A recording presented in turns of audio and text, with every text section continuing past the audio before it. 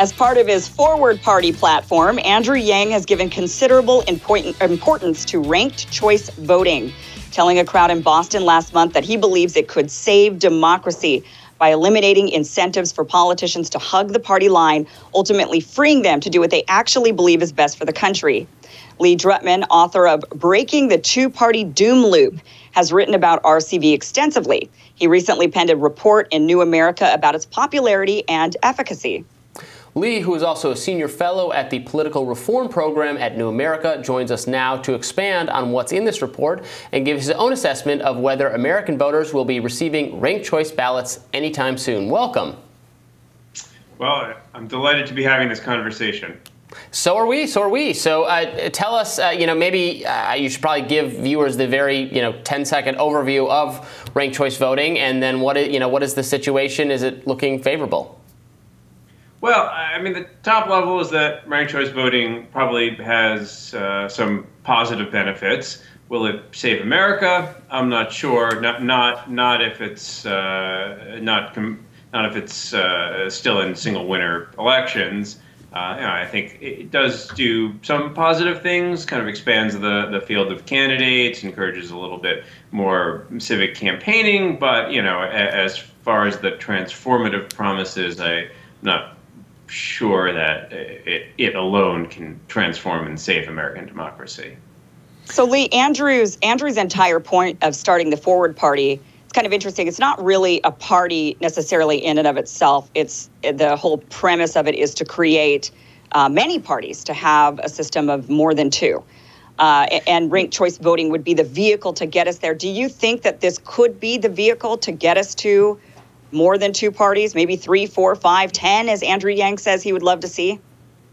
Well, the reason that we have just two parties has a lot to do with our use of single winner elections. So if you combine ranked choice voting with proportional multi-member districts, as they do in Ireland and for the Senate in Australia, you can start having more parties. The larger the district size, if you use a proportional rule, and there's a way to do that with ranked choice voting, you can have more parties. So I agree with Andrew that we should have many more than two parties, but I think the way to do it is through proportional representation, and you can use a form of proportional representation that utilizes ranked choice voting, and I think there are a lot of pluses and positives about that form of ranked choice voting, but the key is district size and really ending the single member district that we use to do so many of our elections.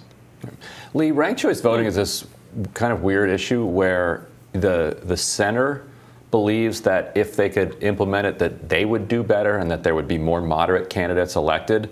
And the left and the right also both want to see it enacted because then they feel like, their candidates could participate in elections without the spoiler stigma on them, and without the spoiler stigma, they would do better. Are they both right? Are neither of them right? Is one of them right and the other wrong?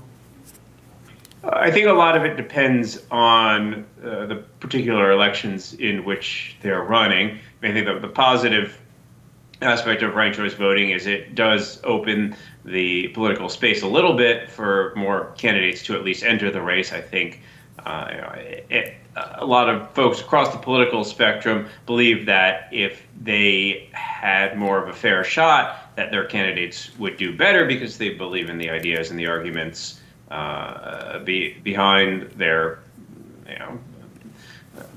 preferred party. So I certainly think that we should have a more robust political debate beyond the constrained binary choice. And who knows where that would lead us? But it would certainly bring more creativity and ideas and innovation into our political space. And you I think what appeals. Go ahead, Sorry. Kim. Well, I think what really appeals to a lot of people about ranked choice voting is you would no longer have the accusation of you cost us the election. Your vote for so-and-so cost us this. You caused us to get this other person. And so if a person could put their first person and then second person, in order. So if you wanted to vote for whoever, and then the kind of the Green Party candidate, and then you put as your second choice the Democrat, then you wouldn't have this accusation on you so much. Do you think that that would work for that?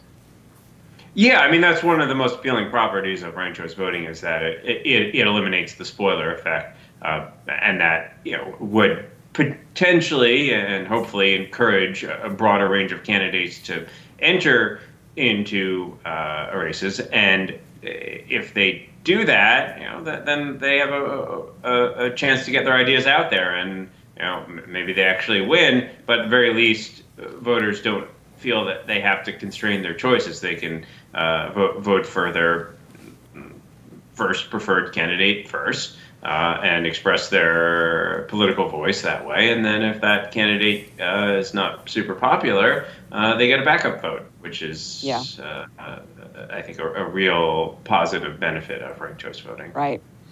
And Lee, so you recently sat down with Andrew Yang to discuss tribalism in American politics. Let's listen to a little bit of that. All politics is tribal at this point.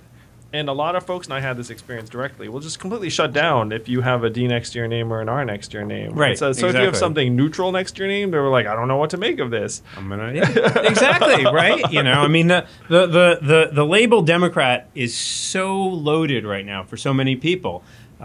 But you could have the same person saying the exact same things with something else next to their name. Let's call it an independent or a forwardist or whatever, and people would have a completely different reaction. Right. And you kind of make some gestures just to some cultural identity symbols that are important, and suddenly, this is And Lee, from your research, how different is this today than it was historically? We are in a very unique era of intense hyperpartisanship in the United States. We really have a genuine two-party system for the first time in the U.S. in that politics is so sorted by geography and culture, and the extent to which voting is completely along party lines is extremely unique. There have been some other periods that have been somewhat like this in some ways in the late 19th century. Probably the closest, unfortunately for what it portends, is the late 1850s, led into the Civil War.